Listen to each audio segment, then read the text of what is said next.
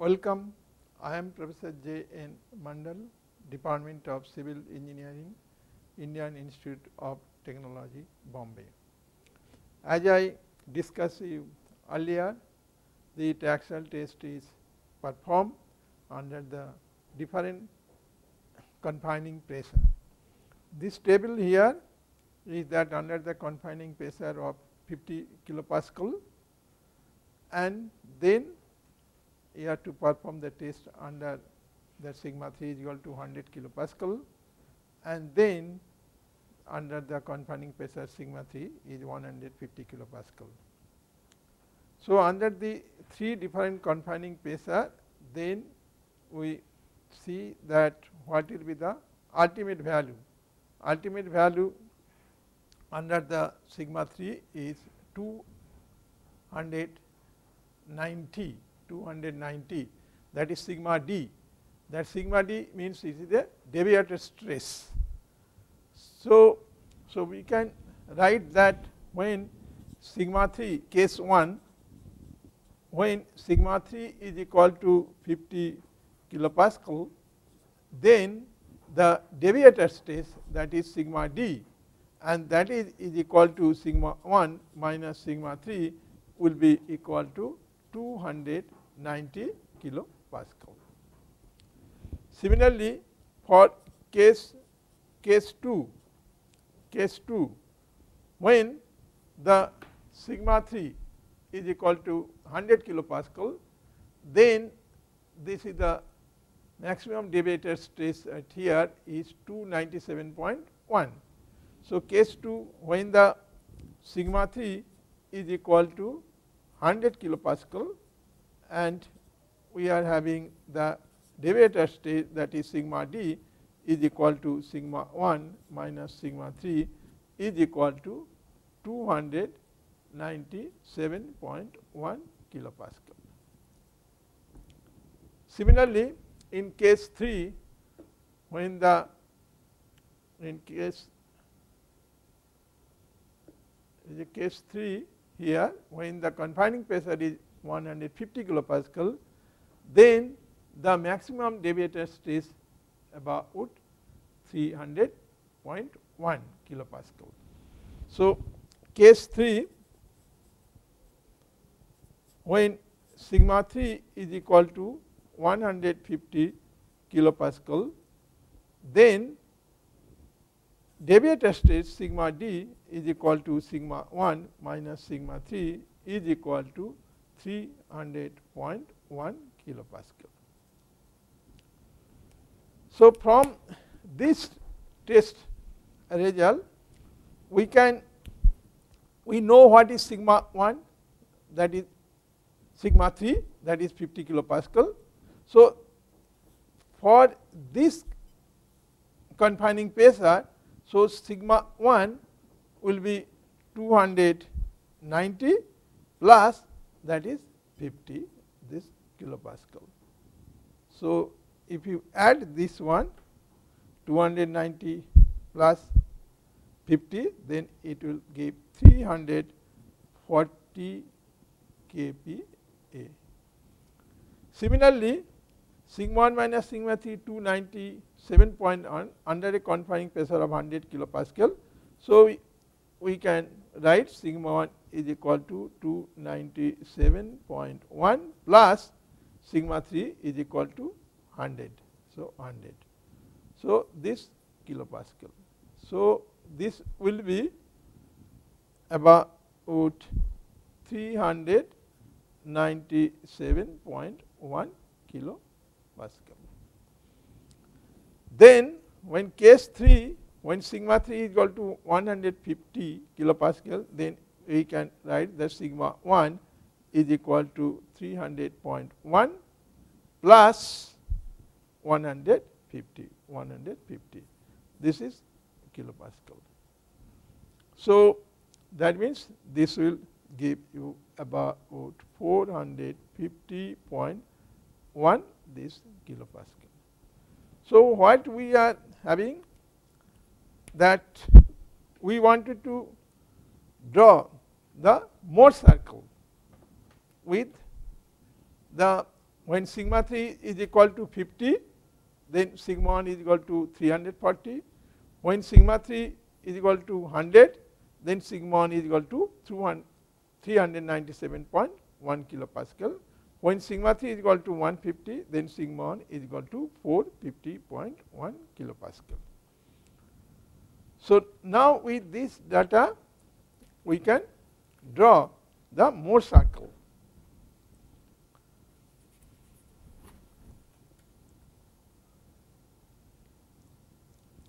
Here is a Mohr circle.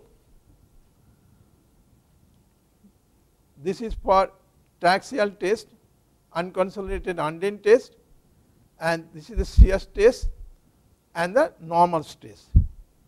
So as I said you that when sigma 3 is 50, sigma 3 is 50, that means here sigma 3 is 50, okay, sigma 3 is 50.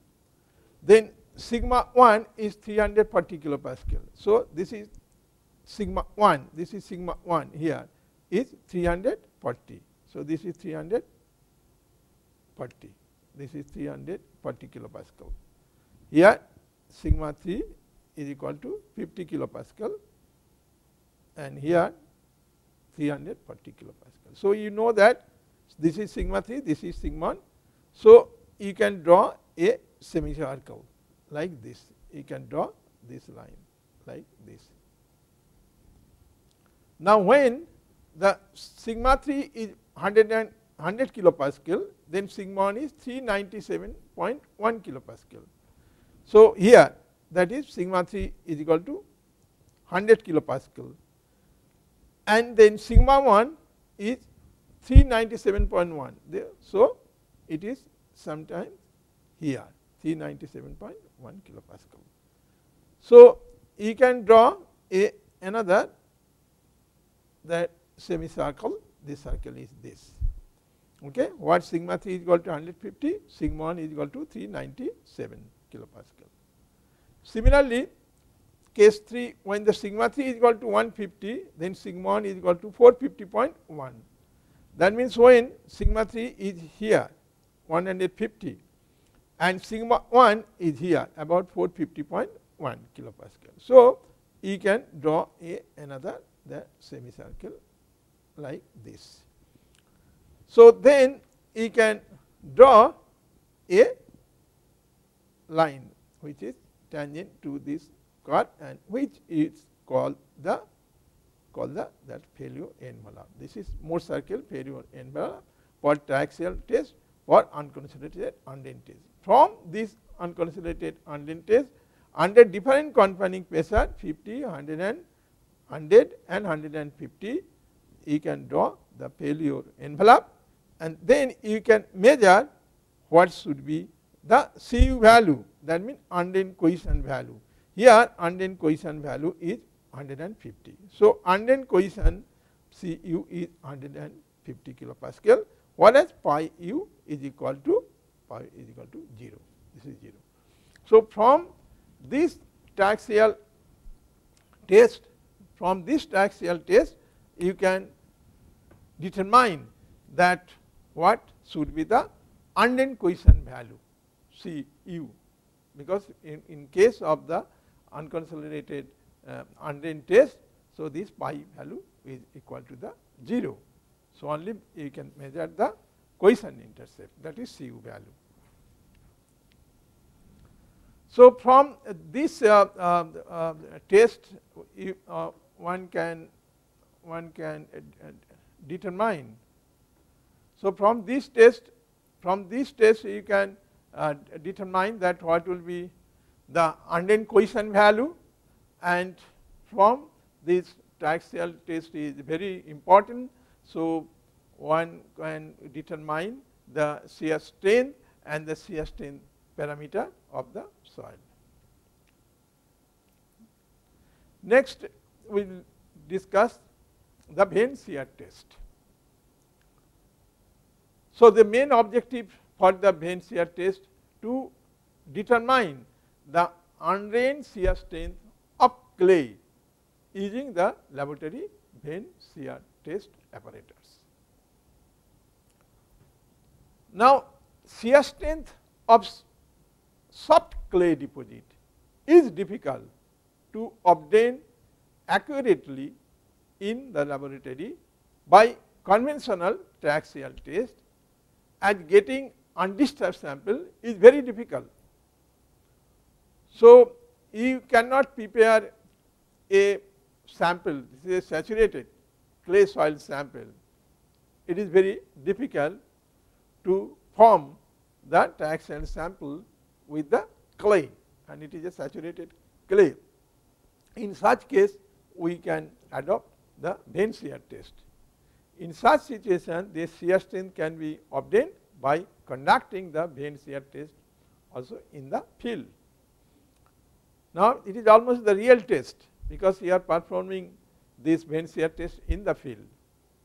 The vane is pushed into the soil up to the desired depth, and a torque is then applied at the upper end.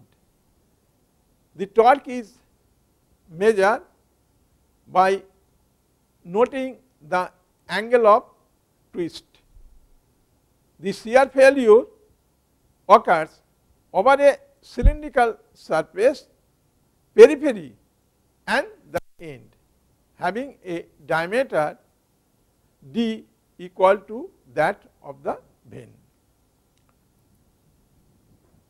So, here we can discuss some about the Vane shear test, and this is the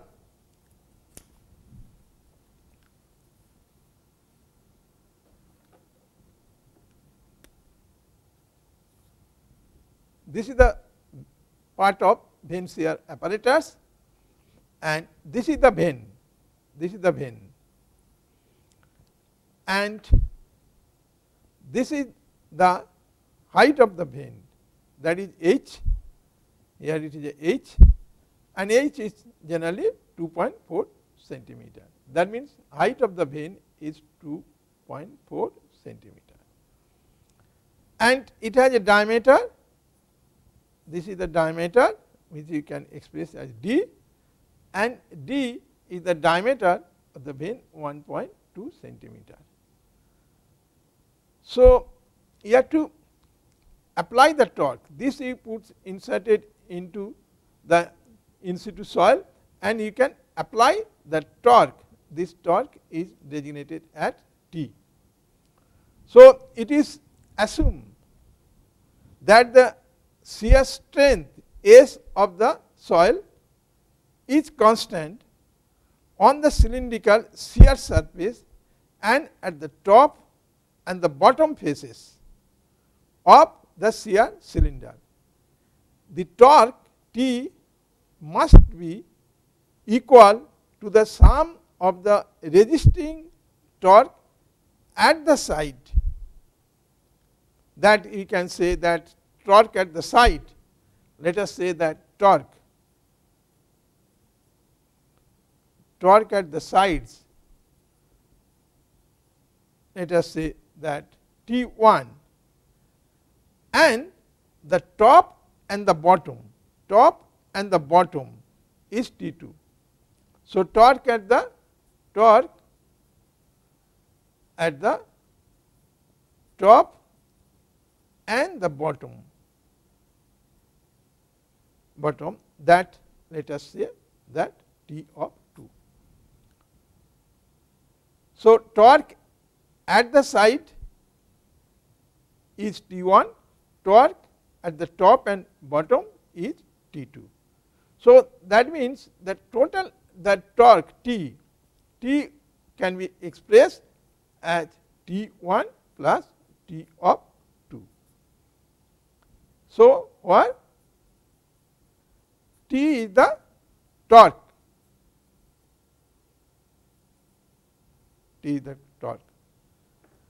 Now, you have to determine what will be the resisting force or resisting torque on the side is equal to the resisting force developed on the cylindrical surface multiplied by the radial distance.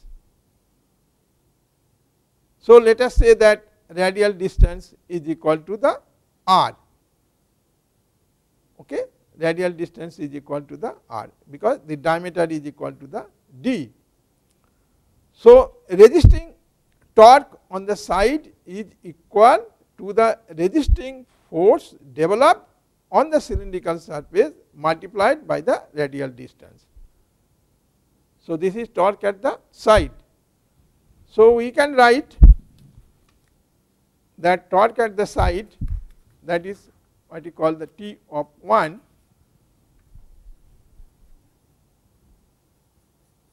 so this is T of 1 is equal to, what will be the shear strength, that is, let us say Cu into 2 pi r h, and this into r. That means you can write that Cu pi 2r is equal to the d, and this is h. So, this into d divided by 2. So, where Cu is the shear strength,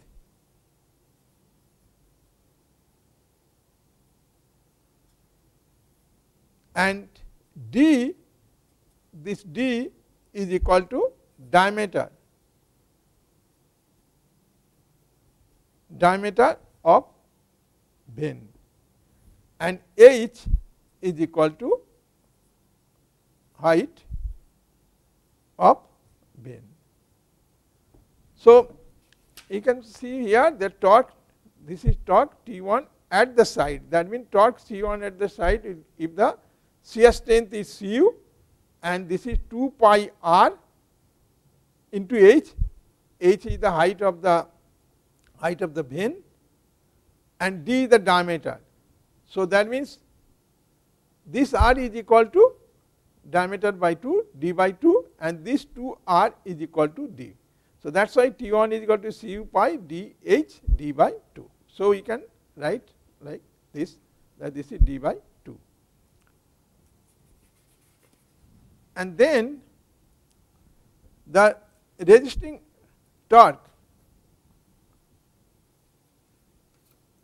that is T2. You have to calculate the resisting torque, that is T of 2. So, resisting torque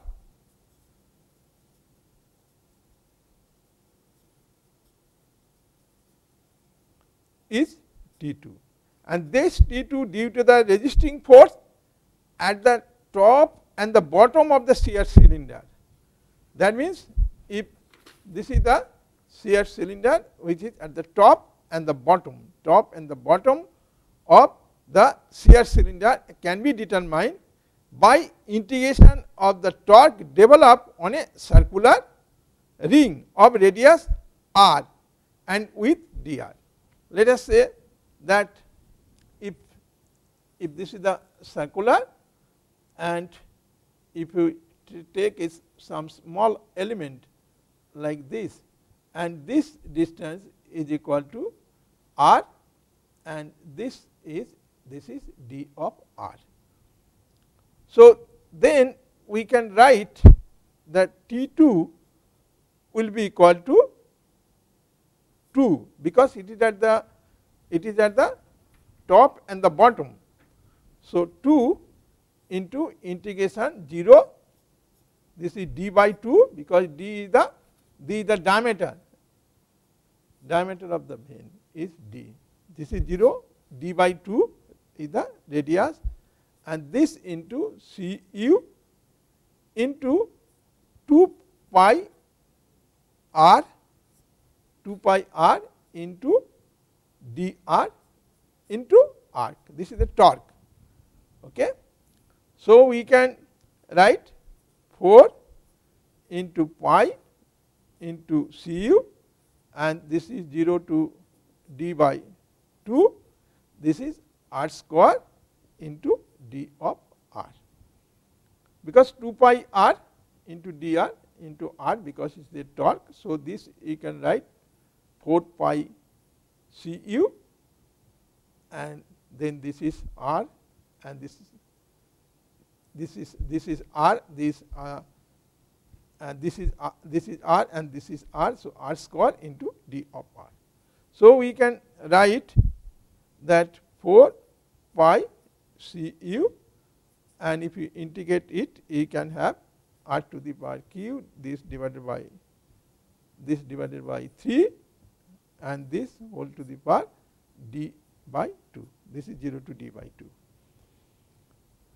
Now, if you can calculate this, then you can have 4 into pi into Cu, and this is d by 2 q. That means dq divided by 8. Okay. So, this is 1/3, this will be 1/3, this is 1/3 into this will be the dq by 8. So, this you can write d of q and this divided by 8, 2 to the power q is equal to 8. That means you can write the T2, the resisting torque, is equal to pi into Cu, and d to the power q by 6, d to the power q divided by 6. So, you are having that one resisting torque T2 is equal to pi Cu into d to the power q by 6, and earlier also you have obtained that T1, that is T1 is equal to this value. You have got this one, T1 value, you have got this value. So, T1 also will be the Cu pi d square h by 2. Okay. So, now the combination of T1 and T2 will give you that what will be the T value. Okay. I will now show you that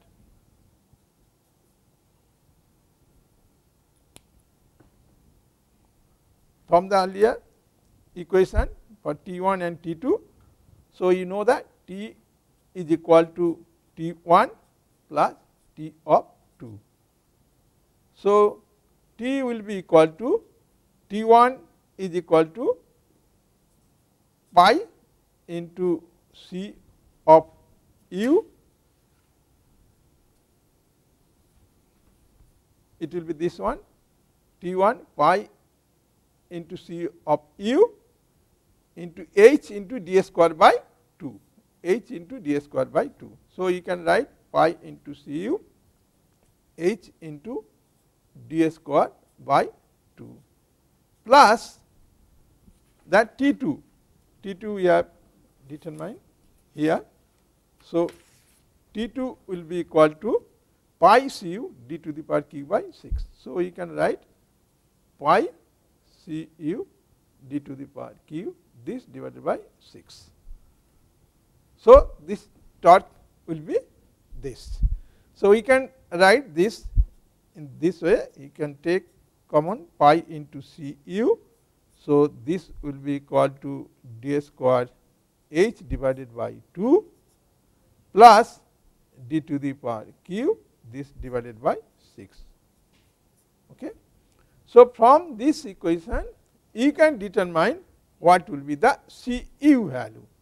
Cu value will be equal to torque T divided by pi into d square h divided by 2 plus d of q, this divided by 6. So, you will have this equation. That means, what is Cu and shear strength of the soil, that you can determine using this equation.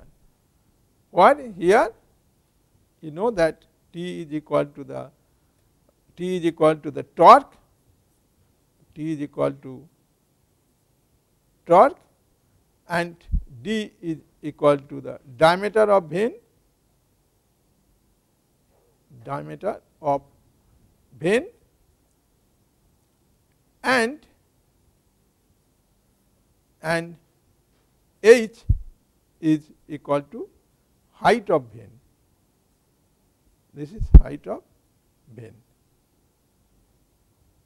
Okay, C is equal to this. Now, you can perform the test, and you know what will be the diameter of the vane is known, you know what will be the height of the vane is known, and you have to calculate the torque, that means T. So, if you know the torque and D and the H, then you can calculate what will be the CU value. So, CU value can be determined from the Vane shear test. Now, let us, when you are rotating this, when you are applying the torque, that means this torque is equal to the T. So, you can have some final angle of the twist. Okay. For example, that you are rotating this when it is inserted into the very soft clay, and then is rotating.